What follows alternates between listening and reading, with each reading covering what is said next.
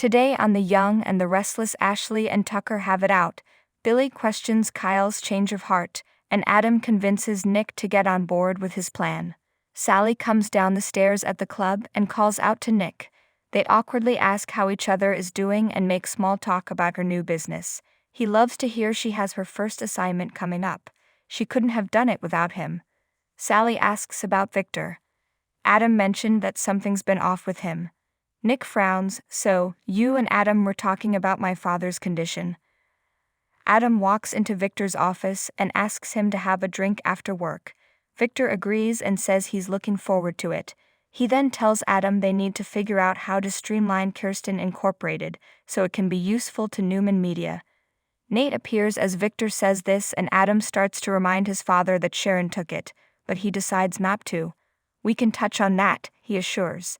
As Adam walks out, Nate asks, "Everything okay here?" Nate and Adam step out to whisper about Victor's latest memory loss. Adam updates him that he has been in touch with a doctor. Victoria and Nick dismissed him, but he's used to that. He has to focus on his father. Nate offers to talk to Victoria. Adam's sure there's nothing he could say to her that would change her mind about him. They'll move forward on his own. Adam boards the elevator and Nate turns to see Victor in the office doorway. In Victor's office, he asks Nate if that was Adam or Nicholas. Nate says it was Adam. He clears up the confusion about Sharon's company and Victor asks, "What's happening to me?" At the Abbott house, Kyle asks Billy if there's an issue he doesn't know about. Billy wants to speak directly and accuses him of coming after his job. Kyle admits he told Jack he won't come back unless he's in the position. He guesses Billy doesn't think he deserves it. Billy reminds him it's not possible because it's his job in the company his father founded. "I'm doing a good job and I'm not going anywhere." Kyle smirks. "How long will that last? You always implode." Hamas terrorists stole first aid kits distributed by the United Nations. They bicker about why Kyle walked away. He says he was forced out. Billy points out that Jack offered him the COO job. Kyle deserves something better. Billy asks if he's always been this entitled. Billy tells him he's acting like a spoiled brat. Kyle smirks that his opinion doesn't mean much to him. He gripes about Jack choosing Summer over him at Marchetti. Billy reminds him it's her company. "You're spoiled, all right. As long as he's happy, he doesn't care who he hurts. Does that sound about right?" Kyle shrugs that he's right. He has been acting selfish and spoiled, and has been acting entitled to a job he hasn't earned. Kyle doesn't want to break his father's heart. Billy muses, "And you figured all of that out just now?" Kyle nods. "You win." Billy can't understand the about face. Kyle says he's embarrassed about what he's put his dad through. He will no longer be a spoiled brat and will accept the situation for what it is. Billy says he earned his position and he's doing a great job. Kyle will no longer force the issue or return to Jabot. Jack walks in and asks, "What is this? What's going on?" Ashley approaches Tucker at Society and he tells her he started annulment proceedings. She supposes she should thank him for taking care of it. Tucker figured it was the best approach considering they were married all of 5 minutes. Ash muses that they had fun in those 5 minutes. She wonders if they can be in the same room without causing each other pain moving forward. Tucker doesn't trust her anymore. "I don't trust your motives anymore." She asks what she could do to change that. Tucker chuckles that it's ironic. Now the shoe's on the other foot and she has to convince him that they have any kind of future. Ashley tells Tucker that despite his atrocious behavior in Paris, she believes they can be civil and even friends down the line. Tucker doesn't trust her motives. "What you really want to know is what, if anything, I have planned against you and your family." Ashley has a bad feeling he's out for vengeance. Tucker muses, "Maybe. Or maybe I just like watching you squirm." Ashley snarks about his becoming a better man. Tucker left him in a hotel room in Paris. Ashley fumes that he was a monster who terrified her because he didn't get what he wanted. She questions if he ever really loved her. Tucker snaps that she wrecked it. Ashley fumes, "You just want payback." Tucker teases, "Maybe I've let the whole thing go." He won't let her know for sure. Ashley complains that he's still angry even though she's apologized repeatedly. Tucker asks, "Could you ever really love me, seriously? Was it revenge for what he did to her all those years ago?" Ash insists she loved him with her entire heart. He calls her cold and cruel and doesn't believe it. He wanted to be as important to her as she was to him. Ashley snipes that he wanted her to give up anything. She would never force him to choose between her and his family, but that's what he expected her to do. If he would acknowledge how he treated her in Paris, maybe they could find some way back. Tucker states, "There is no way back." Ashley asks, "So, did you ever really love me?" Tucker smirks, "Brava." He'll never be anything but suspicious of Ashley from here on out. He plunks down some cash on the bar and congratulates her. She's managed to push him away completely. She says he never answered her question about loving her. "I guess that's my answer." Ashley tears up as he walks out.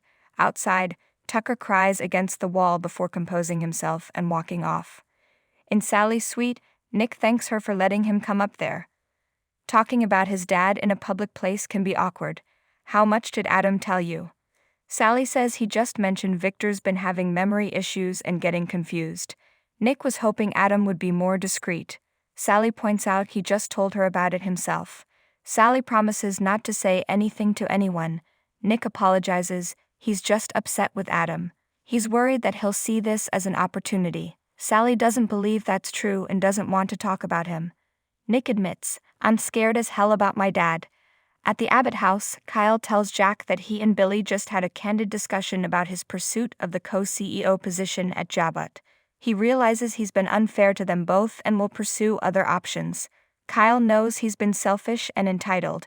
Jack wishes he'd reconsider the position of COO. Kyle doesn't want a position like that, so it's time for him to move on. Jack wishes he could find himself within Jabot. In Victor's office, Nate tells his boss that Adam has been speaking to a specialist. Victor says he's building a case against him to remove him as CEO. Nate's not sure that's true, but Victor's convinced his children are power grabbers. Nate thinks maybe Victor needs some distance from all of this and suggests he consider a leave of absence. Victor's eyes widen. What? He can't leave or it will look like weakness. Nate says they could cover and make up an excuse. His health is being compromised by being there. Victor won't let Adam or Victoria take his company. Victor wants to know what he has to do to beat this. In Sally's suite, she tells Nick that he, Victoria, and Adam should work together to help their father. A family crisis can sometimes bring people together. Nick's skeptical but assures her that whatever happens, his dad will get the help he needs. He's surprised Adam brought this up to her. "Either he's working you," Sally interrupts that Adam's sincere. Nick guesses they are back on closer terms then. Sally remains silent. Nick will take that as a yes. He supposes she took his advice and is trying to figure out what her relationship to Adam really means. At the Abbott house, Kyle insists he'll pay his dues and maybe someday he'll end up back at Jabot. Jack asks what changed his mind about going after Billy's job. Kyle says his uncle gave him a wake-up call. Jack wants to know what his new possibilities involve, but Kyle's not prepared to divulge that yet. He thanks Billy for helping him see things so clearly and leaves. Jack supposes he should be relived. Billy doesn't like to say this, but he doesn't think Kyle is being sincere. Billy recaps his conversation with Kyle to Jack, who wonders why he thinks his son is lying. Billy notes the about-face was too sudden. Ashley comes in as Billy says it feels like Kyle is trying to throw them off. She asks if they heard from Tucker. Billy and Jack wonder why she's asking. What's he done now? Ashley just came from seeing him and thought he might have reached out to them. Billy updates her on his conversation with Kyle. His turnabout seems a little abrupt to me. They ask about Tucker. Ashley says he doesn't trust her. Billy and Jack are sure he has a scheme in mind. Billy notes that ironically, the closest person to Tucker right now is Kyle, thanks to his relationship with Audra. He's sure Jack's son is looking out for himself. Maybe there's a connection here that we're missing. Billy muses that Tucker needs someone on the inside. I think Tucker may have got his claws into Kyle and is turning your son against us. Sally walks Nick downstairs and he thanks her for her discretion. Adam walks in and greets them. He wants to speak with his brother, so Sally leaves for her meeting. Adam tells Nick that Victor was just talking about merging Kirsten with Newman Media. They need to take some action and do what they can to figure out what's going on with him. Nick can't trust that he has their father's best interests at heart. Adam asks if he really believes he doesn't care about their father's health. Nick reminds him he messed with Victor's medication. Adam says that was a dark moment.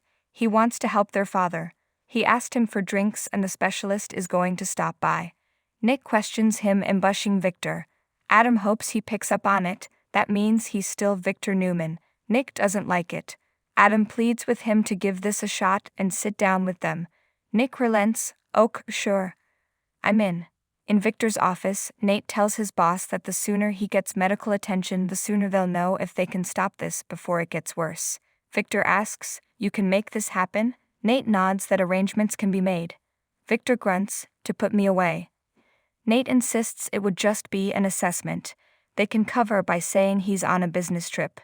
In his suite, Tucker downs a drink and Kyle arrives. He got his text. Tucker's ready to take the next step. Kyle says he's ready and won't let him down.